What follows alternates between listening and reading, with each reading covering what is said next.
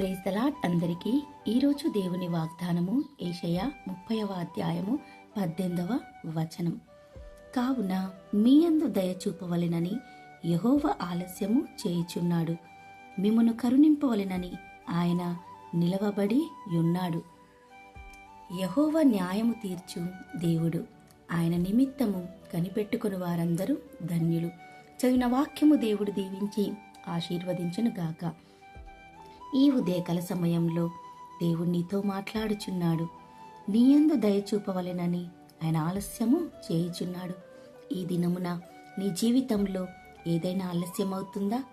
అయినా ఆ దేవాది దేవుడు సెలవిస్తున్నాడు, నిన్ను కరుణింపవలెనని ఆయన నువ్వు ప్రార్థిస్తున్న ప్రార్థనకు నీ పనులలో నిలవబడి ఉన్నాడు.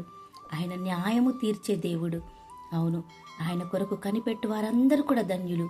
నీవు ఈరోజు కనిపెట్టుకుంటూ బ్రతుకుచున్నావు కాబట్టి నీకు న్యాయం తీర్చే వరకు ఆ దేవాతి దేవుడు నిన్ను విడువడు, ఎడబాయడు.